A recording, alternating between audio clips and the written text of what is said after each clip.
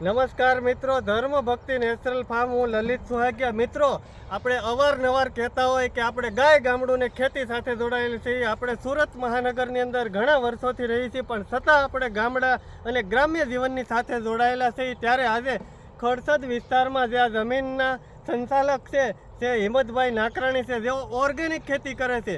આજે ઘણા બધાનો પ્રશ્ન હોય કે અમે સુરતની અંદર ઓર્ગેનિક શાકભાજી ક્યાં લેવા જાય. કદાચ અનાજ કઠોળ કોઈ ખેડૂત પાસેથી મળી જાય, પણ દરરોજને માટે શાકભાજી ક્યાં લેવા જવા?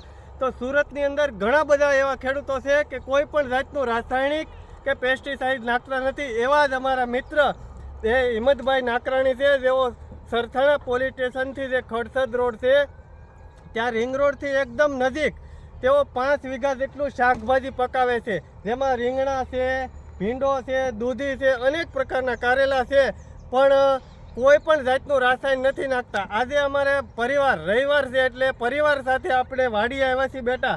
તો આપણે તમે દૂધીના છોડવા જોયા, પણ અહીંયા આવ્યા પછી કેવું તમને લાગ્યું? અમે તો દેશમાં જ તે દૂધીના જોયા છે. આ તો સુરતમાં હોતન છે.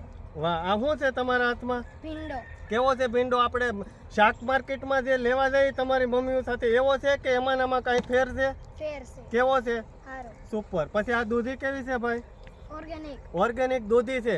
તો આજે આપણી પાસે ખૂબ સુખિયા થયા છે, ખૂબ ટેકનોલોજી આવી છે અને ખૂબ આપણામાં ચેન્જિંગ આવ્યો છે. આપણે કોઈ પણ ઘરની સ્ત્રી પાત્ર, આજે સાયકલના જમાના ગયા, દરેક ઘરમાં લેડીઝ બાઇક હોય છે, એટલે કે એક્ટિવા હોય છે. જો આપણે માર્કેટમાં જઈ શકતા હોય, સગાવાલાને ત્યાં જઈ શકતા હોય, તો આપણે કેમ એક ખેડૂતની વાડીએ ન જઈ ગયા? ચાલો આપણે સૌ સંકલ્પ લઈએ કે આજથી આપણે ફાર્મ ટુ ફેમિલી ડાયરેક્ટ આપણે શાકભાજી ખેડૂતો પાસેથી ખરીદવાનો આગ્રહ રાખીએ, અને એ પણ ઓર્ગેનિક. તો હિંમતભાઈ આપણી સાથે છે. હિંમતભાઈ, કોઈ મિત્રોને સુરત વરાછામાં શાકભાજી જોતા હોય તો આપણો નંબર આપો, જેથી કરીને વિડીયોના માધ્યમથી આપ સુધી અને આપના દરેક પરિવારો સુધી ઝેર મુક્ત ઓર્ગેનિક શાકભાજી પહોંચી શકે. આપણો નંબર જણાવજો.